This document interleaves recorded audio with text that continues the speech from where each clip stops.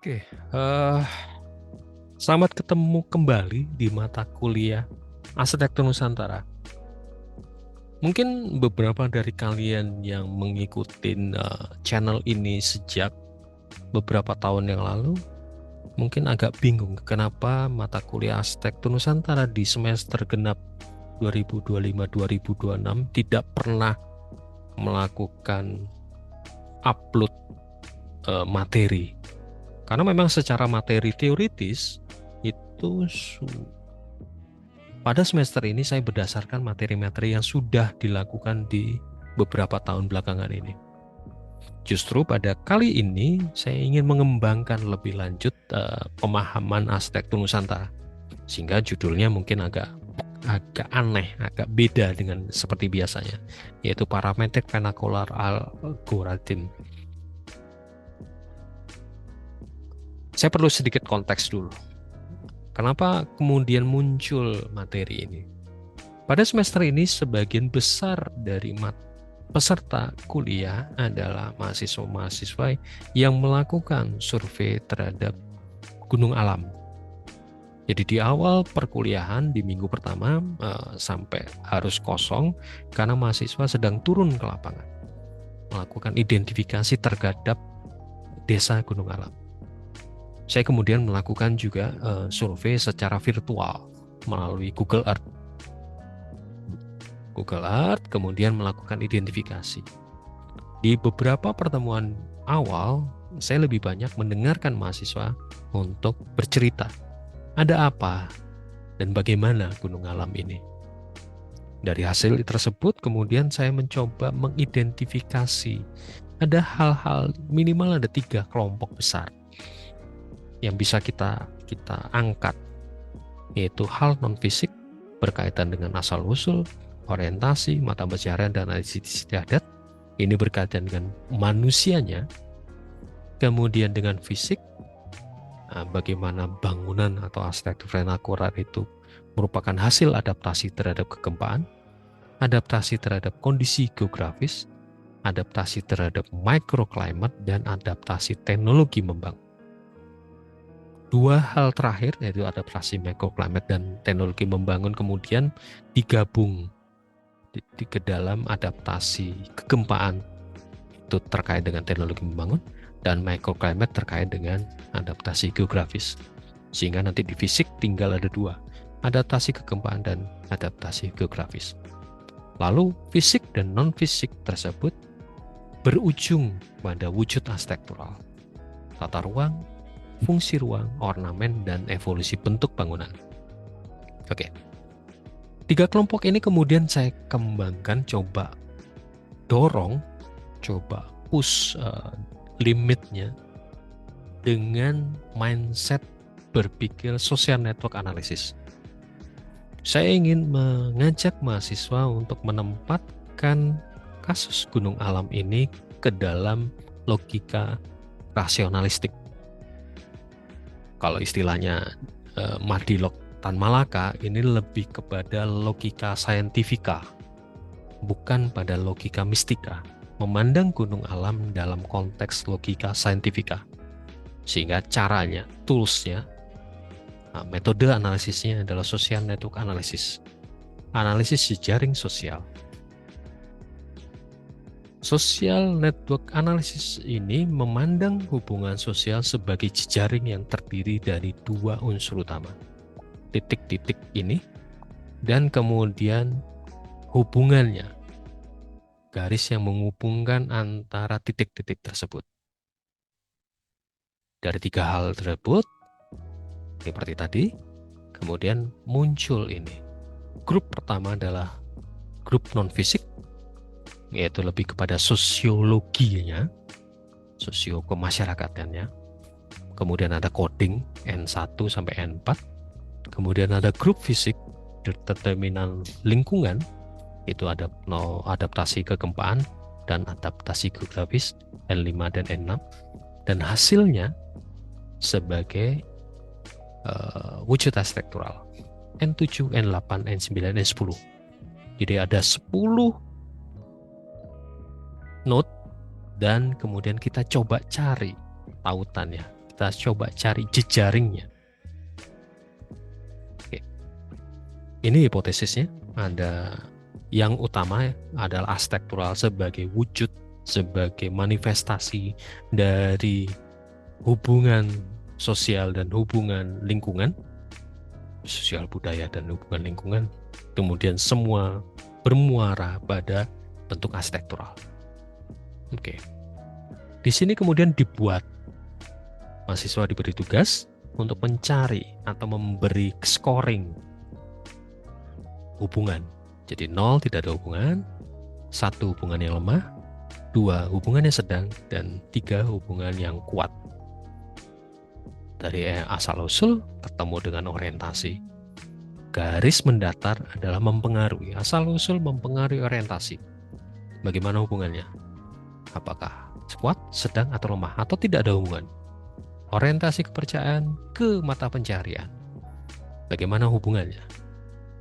Ini yang dilakukan oleh mahasiswa, baik kampus Indralaya maupun kampus Palembang. Dan saya juga melakukan. Dan ini hasilnya. Mahasiswa menguasai itu, ini yang bagian bawah saya.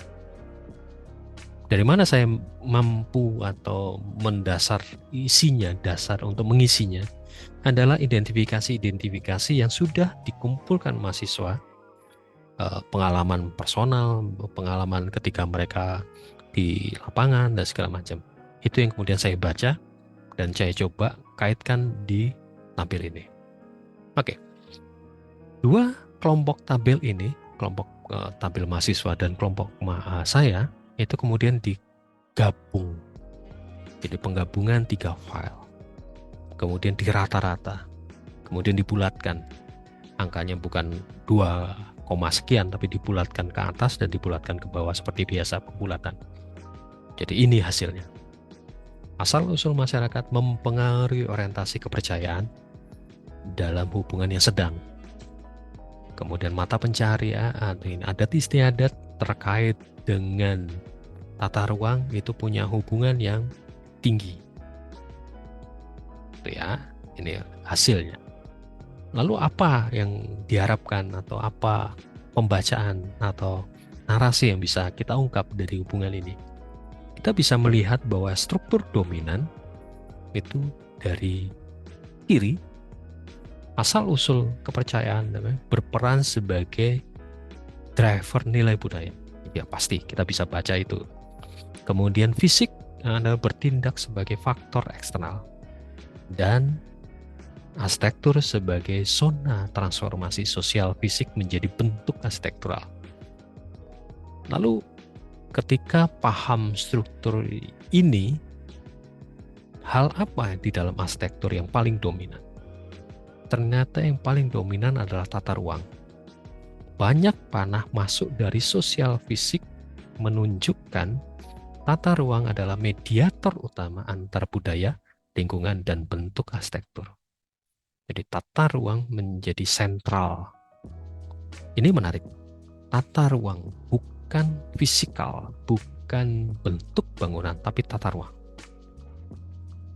Pola relasinya, hubungan internal sosial cukup padat, memperlihatkan sistem budaya yang saling terkait. Artinya, sistem sosial masyarakat di Desa Gunung Alam ini masih cukup kuat. Arsitektural memberi edge tebal menunjukkan peran kuat adaptasi geografis. Jadi secara bentuk bangunan itu dihasilkan dari adaptasi lingkungan.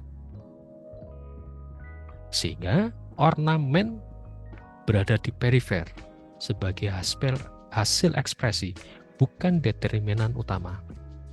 Ini bisa kita kritisi lebih lanjut. Kenapa dia perifer?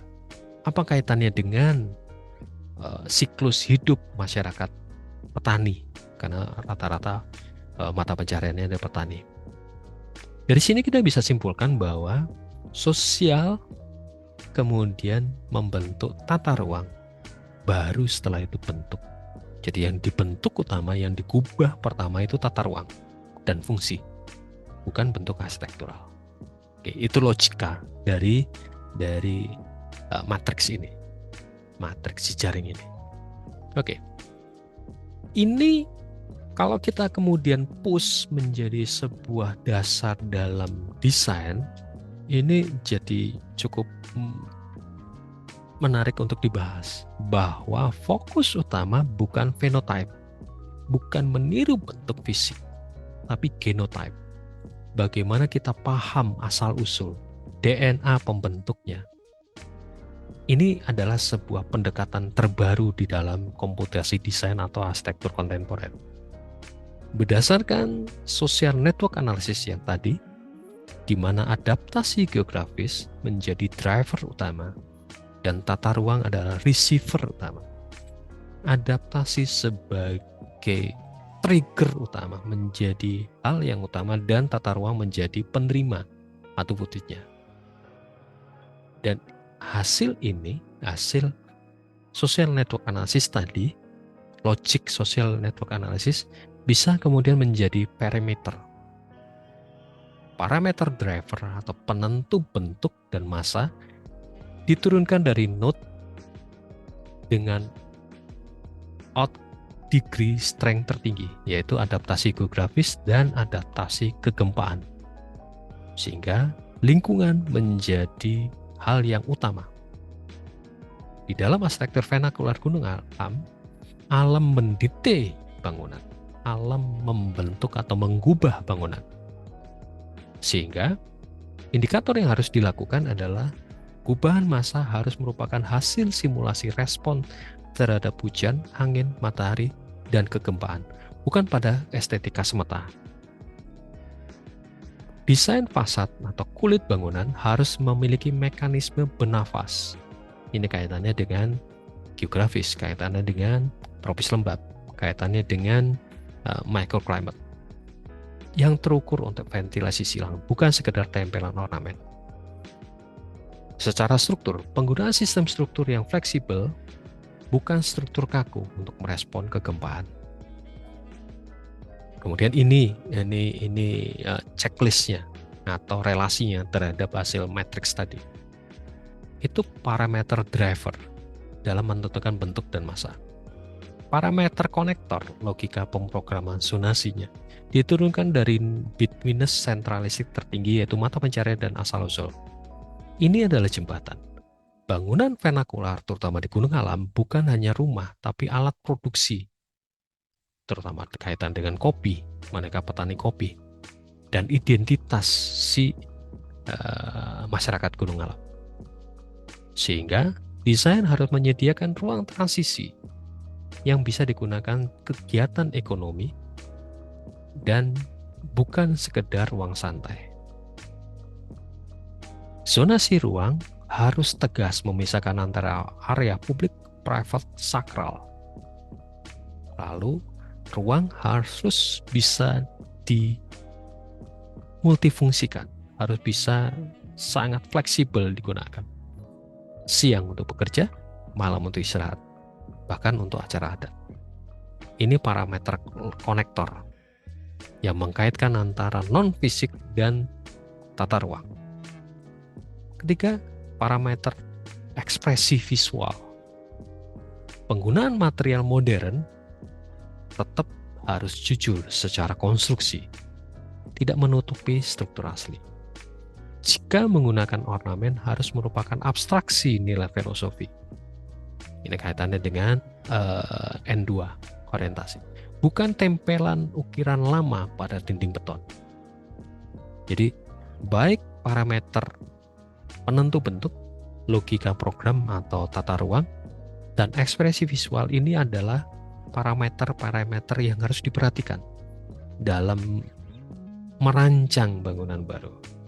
Dan parameter-parameter ini juga menjadi benchmark atau menjadi checklist evaluasi ketika proses mendesain bangunan yang baru. Jadi kalau mendesain bangunan baru agar sesuai dengan genotype bukan phenotype, asal sesuai dengan DNA bangunan yang berangkat dari masyarakat lokal, ini evaluasinya. Lalu kemudian jika dibalik, bagaimana parameter-parameter ini atau hasil social network analysis ini digunakan sebagai parameter dalam mendesain. Ini yang penting. Jangan jelaskan konsep desain kalian dengan kata-kata puitis, tapi networknya bagaimana. Apakah garis penghubung antara iklim dan bentuk di desainmu tebal seperti gunung alam, atau diabaikan? Itu kan kalau ini parameter mengukurnya, mengevaluasi hasil desain, kita coba berangkat dengan bagaimana parameter ini jika digunakan untuk memproses sebuah desain baru. Genotype, phenotype, design pipe. Jadi tidak boleh berangkat dari genotype, kemudian baru mengubah masa. Hal yang sering atau yang harus dilakukan adalah tidak boleh menggambar bentuk sebelum 3 fase selesai. Apa itu 3 fase? Fase pertama adalah menempatkan alam sebagai arsitek. Kita harus sebagai arsitek, kita harus paham alam itu maunya gimana. Data apa yang perlu dikumpulkan? Ini data iklim, topografi, risiko kegempaan, termasuk ini peta kegempaan nanti. Prosesnya adalah diagram jalur matahari, diagram arah mata angin, thermal map, mana bagian panas, mana bagian dingin di jam-jam tertentu, dan struktur gempa seperti apa. Lalu dari input dan proses seperti ini, outputnya apa? Mana zona nyaman, mana zona kosong, mana batas volume potensial. Kalau kalian perhatikan di fase pertama ini, semua berupa skematik. Wujudnya adalah zoning. Zoning berdasarkan alam. Sehingga ini disebutkan nature is the architect. Masuk ke fase kedua, social dan economic scripting. Bagaimana rumah menjadi mesin, house as a machine for sustaining life. Bagaimana rumah ini menjadi pabrik, menjadi sebuah wadah produksi juga. Pertanyaannya adalah di mana mereka bekerja, di mana produksi itu terjadi, di mana menerima tamu adat, di mana melakukan produksi, di mana melakukan bisnis. Proses ini wujudnya adalah bubble diagram. Outputnya adalah sirkulasi, gradasi, hierarki ruang, gradasi privacy, public sampai dekat sakral, dan relasinya. Setelah itu ini beres, adaptasi lingkungan, adaptasi sosial, baru masuk ke tektonik. Bagaimana sistem strukturnya? Bagaimana adaptasi materialnya? Structure is ornament. Structure bukan hanya sekedar untuk kekokohan, untuk bangunan itu berdiri, tapi bagaimana structure itu mampu memahami fase sosial, mampu memahami hubungan sosial, dan terutama mampu memahami hubungan lingkungan. Outputnya adalah diagram, structure, aksonometri struktur, dan logika sambungan. Ini baru digambar, tapi bukan tata ruang, tapi logika sambungan. Setelah itu baru kemudian diproses lebih lanjut. Jika data iklim terkait dengan hujan tinggi, maka bagaimana dengan bentuk atap? Jika microclimate-nya cukup panas, cukup lembab, bagaimana dengan sirkulasi udaranya? Bagaimana shadingnya di arah barat, timur, dan segala macam. Bentuknya baru muncul. Jadi lakukan 3 fase secara skematik, baru di sini morphogenesis. Form itu keluar. Form follow force. Force apa? Force lingkungan, force sosial, force, adaptasi kegempaan, adaptasi lingkungan, adaptasi topografi. Dan ekspresi, wujudnya adalah ekspresi material. Jadi force, baru ke ruang, baru ke structure, dan ketiga ini adalah bentuk. Itu logiknya. Nah, kemudian ini checklist yang bisa kalian gunakan nanti. Bagaimana? Oh, sudahkah melakukan ini? Jadi lakukan 1, 2, 3, baru kemudian kalian menggambar bentuknya. Ini yang saya coba harapkan kalian lakukan dari UTS sampai ke akhir dan dilakukan secara berkelompok. Pak, bagaimana dengan tapaknya? Tapaknya kalian tentukan ini dari 2 lokasi ini, di tebing Subang dan di satu lagi saya lupa namanya yang kalian. Bagaimana bentuk proposalnya? Lakukan fase 1 dan fase 2. Tapi di minggu depan coba diusulkan kalian mau buat apa sih di sini dan bagaimana cara berpikirnya. Lalu dari checklist ini akan dilakukan checklist ketika dalam proses menuju ke desain. Kembali lagi, karena ini mata kuliah pilihan arsitektur Nusantara bukan mata kuliah studio, jadi yang diharapkan adalah skematik, bukan desain utuh, bukan desain denah tanpa potongan, enggak. Tapi logika berpikirnya, logiknya yang coba saya dorong kalian untuk melakukan itu. Ini validasi genotype supaya kalian tidak jatuh ke fenotype meniru bentuk saja, tapi bagaimana kemudian iklim itu menentukan bentuk atap apa, bagaimana kemudian kalian skor sendiri sejauh mana sih bentuk atap itu berubah di lingkungan yang berbeda, karena memang gunung alam dan 2 lokasi tempat wisata ini sangat berbeda. Tentu ada berbeda, kemudian mata pencarian tentu akan berbeda karena kalian akan mengkonvert ini menjadi sebuah bangunan yang lebih sesuai dengan kondisi tapaknya, tapi punya logika berpikir sama dengan risiko gempaan, adat istiadat kurang lebih sama karena masih di daerah pegunungan dengan kurang lebih masyarakatnya juga masyarakat Rejang kalau nggak salah. Nanti silakan di counter kalau saya salah. Ini sebagai validasi, sebagai alat ukur. Jadi kalian ketika melakukan skematik desain, saya sudah sampaikan proses checklist prosesnya seperti apa, bahkan sampai checklist kesesuaian antara bentuk dan hubungannya kaitannya dengan gunung alam.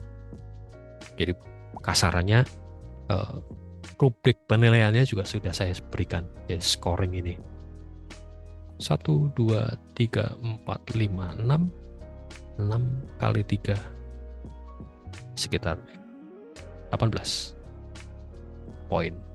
Kalau kalian sudah mampu ketiga-tiganya ya sudah, berarti beres urusan desain kalian. Begitu, itu yang bisa saya sampaikan. Minggu depan tolong sampaikan usulan dan dilakukan secara kelompok. Silakan kalian pikirkan apakah menggunakan kelompok ketika kalian mengisi ada berapa tadi? Ada fisik, non fisik, arsitektural, atau kamu pakai kelompok, katakanlah pakai kelompok yang lama atau kalian membuat kelompok yang baru, terserah. Tapi dilakukan berkelompok, rentang jumlah anggota kelompoknya sama dengan yang lama. Tolong disesuaikan saja. Karena kenapa berkelompok? Karena kembali lagi ini bukan mata kuliah studio. Saya lebih kepada bagaimana kemudian aplikasi dari AVS kalian ke sebuah bentuk atau fungsi baru di 2 lokasi yang kalian sudah kunjungi.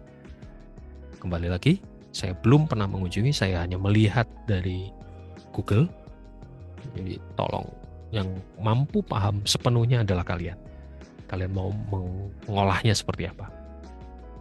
Mungkin itu yang bisa saya sampaikan untuk video kali ini. Kita akan diskusi lebih lanjut di minggu depan kaitan dengan usulan.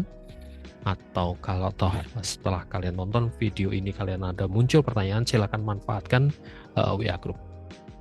Terima kasih banyak. Sampai jumpa di minggu depan.